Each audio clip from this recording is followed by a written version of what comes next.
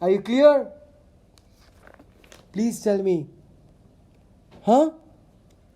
Now, Yes, sir. now equivalence relation. Now we'll be discussing equivalence relation. What is equivalence relation? A relation R in a set A is called reflexive. When does a relation is called reflexive? When A comma A is an element of R. Understood? When A comma A is an element of R for every A element of A. Understood? So if I have a set, I will define that one. Just look at an example. Line 1 and line 1. Suppose if I have a line. Suppose if I have a line like this. Okay. Line 1 and line 1 is an element of R. The relation they are defining is what? What is the relation they are talking about? That the two lines are parallel to each other. Okay. The relation is what? When two lines are parallel, I will write them in brackets like this. So can you tell me, suppose I have a line 1. Is line 1 parallel to line 1? Is line 1 parallel to line 1? Is a line parallel to itself? Yes or no? Let's see. Is a line parallel to itself? Everyone is thinking. Acha, have you done the chapter straight lines in class 11? Yes. So when can two lines be parallel? When can I say that? When the slopes are equal, right? Yes or no? When the slopes of the lines are equal. So if I have the same line, obviously their slopes are equal, right? Yes or no? If I write L1 comma L1, so their slopes, it's the same line, so the slopes are equal, so L1 is parallel to L1, right? Tell me yes or no. So can I say that this relation is reflexive because L1 comma L1 is element of that relation? When A comma A, when the same element is related to itself, then I can say that relation is reflexive. A comma A is element of relation. Then we can say that it is reflexive. Now let's do the numbers form. So 1 comma 1, 2 comma 2, 3 comma 3. You see, the same element is related to itself. Then I can say that relation is reflexive. Am I clear? Yes or no? Yes, sir. Yes. Now you see, now we move on to symmetric. Symmetric is A1 comma A2 element of R implies that I made a mistake.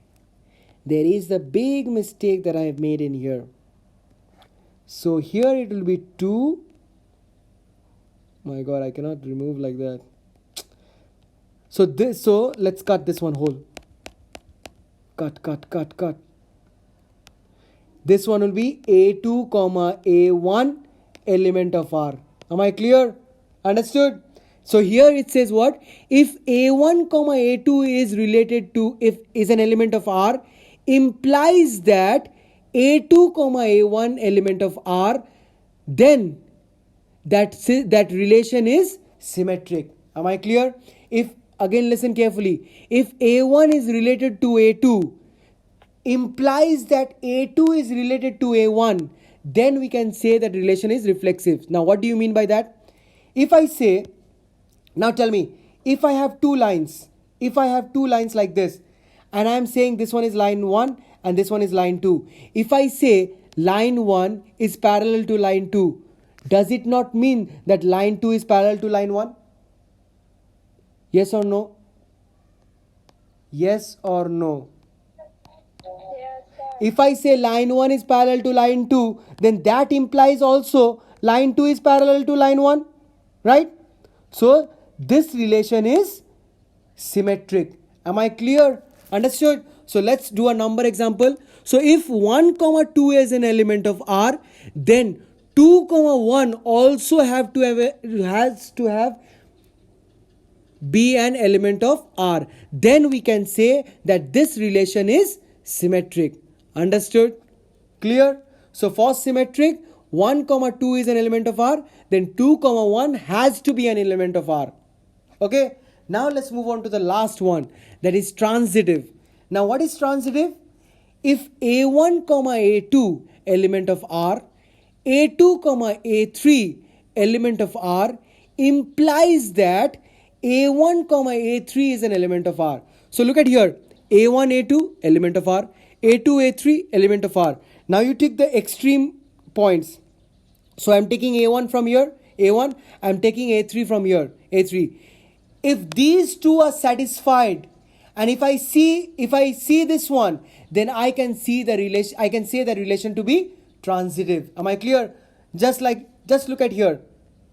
Everyone look at here. If I say this is line 1, this is our line 2, and we have line 3. Now, line 1 is parallel to line 2, yes or no? Please tell me. Yes, sir. So can I write like this? Line 1 comma line 2 is an element of R, where R is that the two lines are parallel, right? Now, can I say L2 is parallel to L3? Yes, sir. So if these two are satisfied, then if L1 is parallel to L2, L2 is parallel to L3, then I can say L1 is parallel to L3, right? Yes or no? Obviously. Simple as that, right? So this type of relation is known as transitive relation. Am I clear? Understood? Yes or no? Now you see here, Yes, sir. 1 comma 2 is an element of R. 1 comma 2 is an element of R.